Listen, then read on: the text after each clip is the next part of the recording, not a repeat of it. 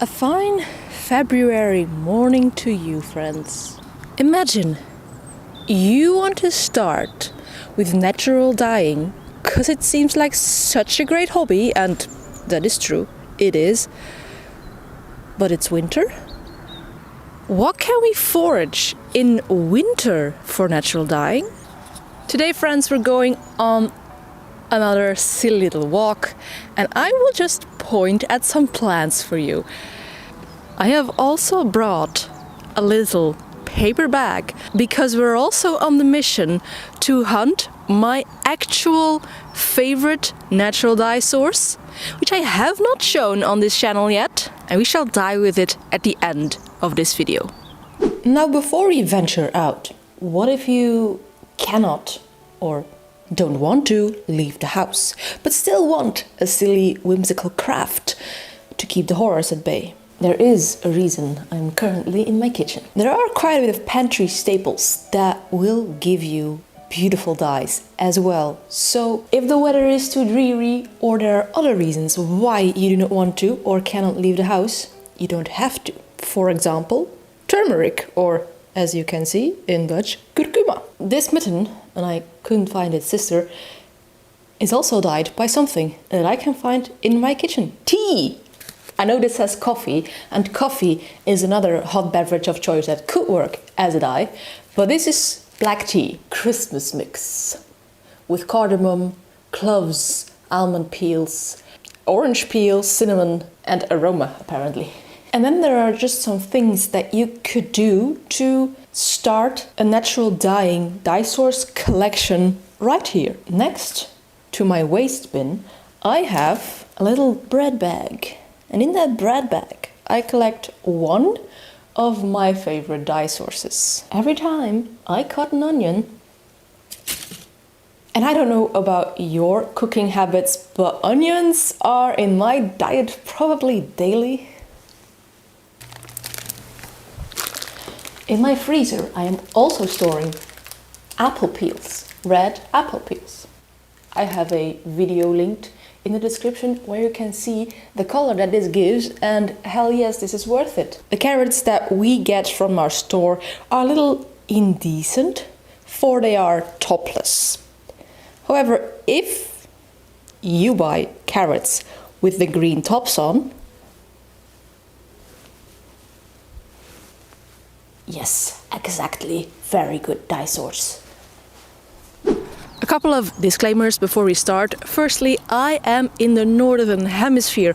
I am in Belgium, more specifically, so this will not cover all the plants that you might find where you live. This will cover a couple of plants that I find, that I know, where I live. So this could be completely different for you, and also I might miss some things because my knowledge on natural dye plants is not exhaustive, but I do feel like I have quite a bit of a basis to show you some easy, recognizable ones. Secondly, as we are going foraging, it is paramount that you know the foraging laws where you are. For I don't want you to go about and break some rules and then get a fine or worse. Here in Belgium, the law is such that I can forage whatever is next to public road space.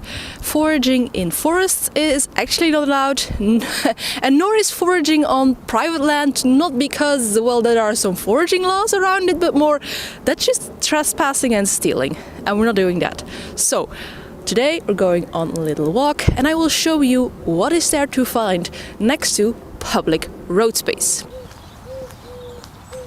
We have found a couple of friends in this here little road. This is an oak tree, and oak trees are friends of dyers in every season.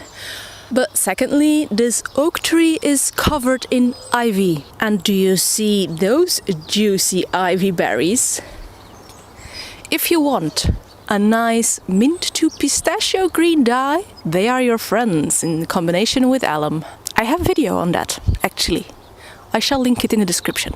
And as I said, oak trees are our friends in every season because oak trees, like, they are the kings of tannins. I'm looking down at my feet, and even though it's February and they have long fallen, the entire floor here is strewn, littered with acorns. They might not look the prettiest. There actually is a little bit of oak tree forming on them, but they're still chock full of tannins, lovely, lovely tannins.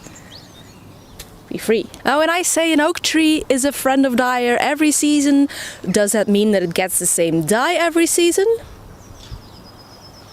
Well, maybe you should experiment with that. Not this particular tree, of course, but oak trees are also the hosts of oak moss lichen, Evernia prunastri. You know, the very popular one that turns into purple if you do it correctly?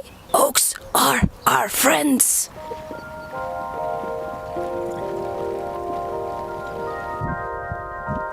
Now, I say it's winter. It's true, it's the 1st of February. It is winter, but I kind of feel like I should have made this video a little bit earlier because as it is February, there are also catkins and stuff, which makes this task a little bit easier for me now. It's not cheating, it's just procrastinating. You see this little pest over here that you clearly do not want in your garden, but it probably still is in your garden? Bramble leaves, blackberry leaves, they are a source of dye as well. I am surrounded once more by our friend the oak tree because there is one thing that I kind of forgot to mention. Not only the oak tree itself or the ivy that climbs up its branches are our friends, but also like some little parasites, some parasitic wasps that lay their eggs on the oak tree. And then it forms gall apples. And now that it is winter, there are no leaves to obscure those treasures. I have a couple of gall apples here. These are not like the ideal ones you want. Ideally, they'd be hard and brown. I think these were like a little bit premature when they fell off the tree and then crumpled up. But gall apples are nice finds on a winter forage hike. If you want a black dye or a dye that looks kind of black, you could use anything with tannins, so like acorns or gall apples, and add iron to it, and it gives the darkest of darkest dye that you can imagine. Link, of course, in the description.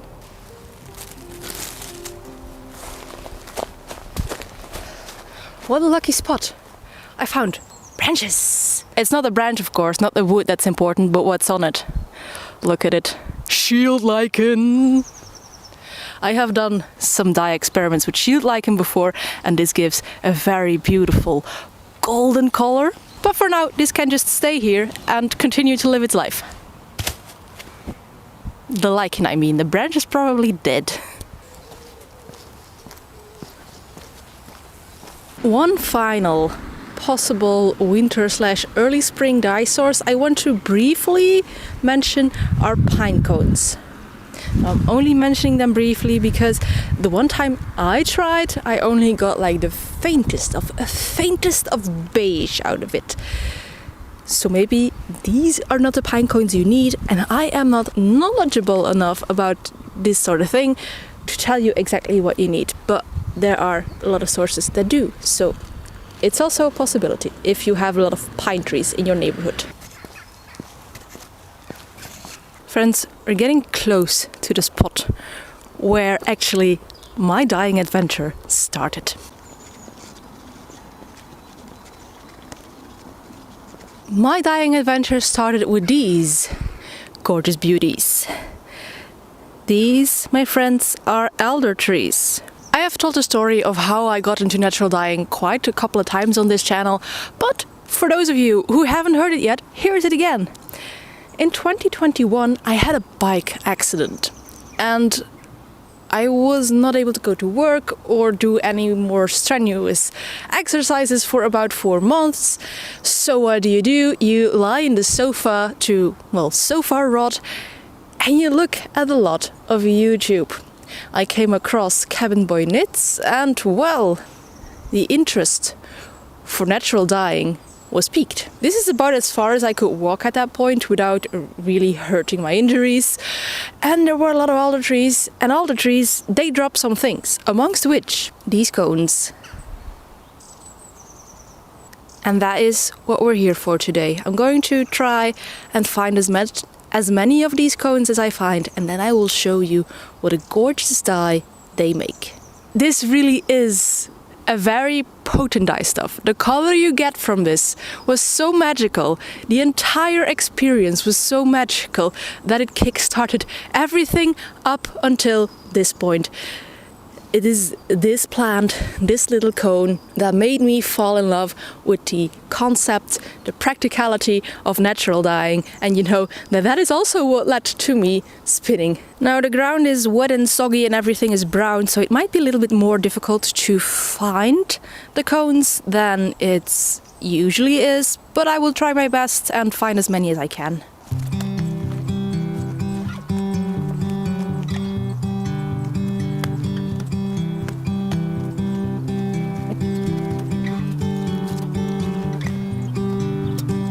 Come on, I just saw one. It's currently not hard to find the cones because there aren't any. There are many. But everything has the same color. Luckily, I have years of training of sitting crouched on the beach and finding seashells and being the best at it for my entire family. Detail recognition, pattern recognition. Engaged. Alder trees, of course, not only produce cones, they also produce catkins, like these, and these are also great for dyeing. They only give a little bit of a lighter color than the cones. But if you're like more in spring when watching this, maybe you're like in a hotter climate than I am, and there are a lot of catkins around, also a great tip.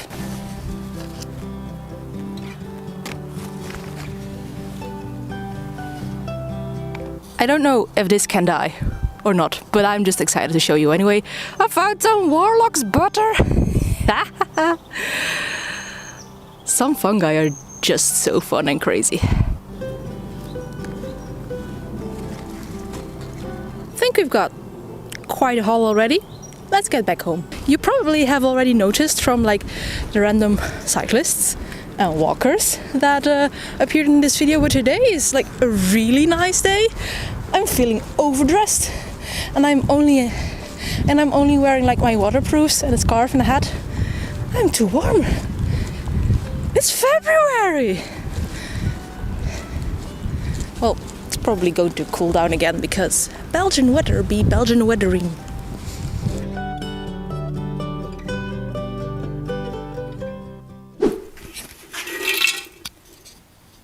The spoils of our little foraging trip.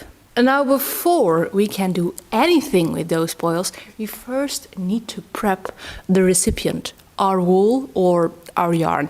I am going to be dyeing loose pieces of wool just because I like doing that, because it gives me a lot of possibilities for blending and, you know, making fun bats in the future. And the wool I shall be using is some of this here Campis schaap, also known as Campis heideschaap, which is one of our Belgian heritage breeds. I'm going to prepare that Campis schaap by mordanting it, which is giving it a bath in an environment that will bite down, morder in French, so mordant, on the fibers so that the fibers are ready to receive the dye. For this I shall use alum. This is just some convenience store alum, and I have taken out 100 grams of wool out of my baggie. I want to mordant it with 10% alum, so I'm going to measure out 10 grams of alum, which should approximately be this. I am heating up this water, and then the alum can dissolve into the hot water. So now that our wool is mordanting, let's see what Wild Color has to say about dyeing with alder. Wild Color by Jenny Dean is like kind of my natural dyeing Bible, you could say. I like to reference this every now and then. Sometimes I just go by vibes, but every now and then I go by knowledge. So, alder trees are common in Europe and North America, and their bark, twigs and cones are rich in tannin and can be used as an alternative to oak galls for mordant vegetable fibers. Dye baths containing mixed plant parts or leaves alone produce shades of pinky tan and olive green. So, dyeing instructions: no mordant necessary for bark, twigs and cones, mordant recommended for leaves. Use at least equal weights of dyestuff and fibers for all plant parts. Which is why we're dyeing 100 grams of wool, because this is a little bit more than 100 grams of alder cones. In the past, this is the color that I was able to achieve with alder cones. We'll see what we get this time, but as you can see, just as Jenny Dean describes, it has a little bit of rosy, pinky hue, but otherwise it's a golden color.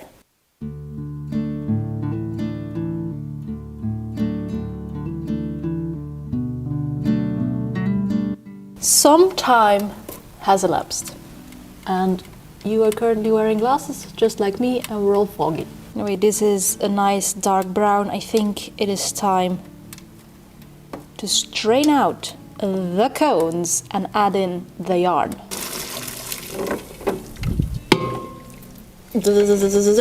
Get out of there. I'm evicting you. Now, you've just heard me say that dyeing with alder doesn't need a mordant. And you've also just seen me add a mordant. It's not because it says that it is not necessary that you can't. In fact, a mordant will result in a different color than if you were to dye without it. And since the very first time that I dyed with the alder cones, I used a mordant, I'm kind of trying to replicate that moment when I saw that yarn and was entirely amazed. Am I setting myself up for disappointment? Possibly. We shall see each other again when even more time has elapsed. I left for a couple of hours to do some things for work, because even though, yes, it is Sunday, capitalism doesn't honor the day of the Lord. And I don't know how well the camera is picking this up because we're doing with electric lighting, but it's a really nice golden yellow.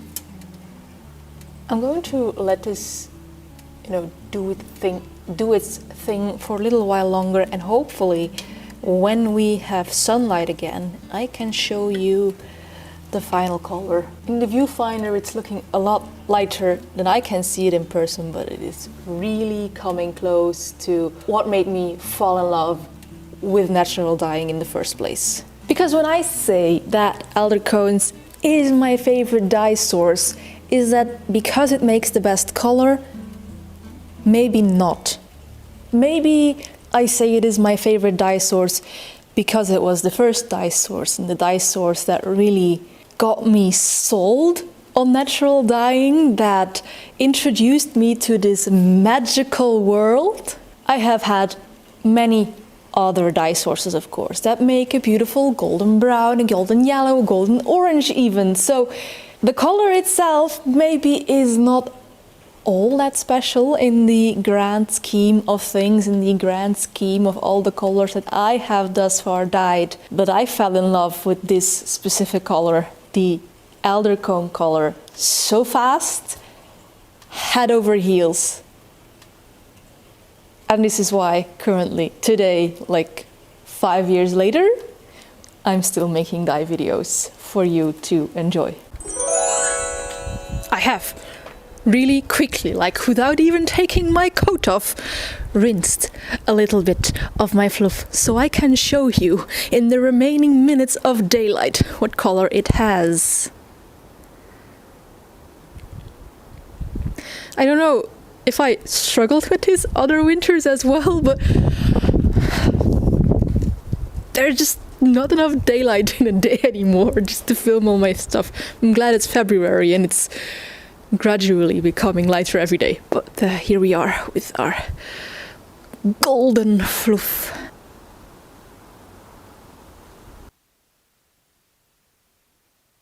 comparing it to what wild color says it should give, like this is the abbreviation for Dyestuff plus alum, so that's what I did.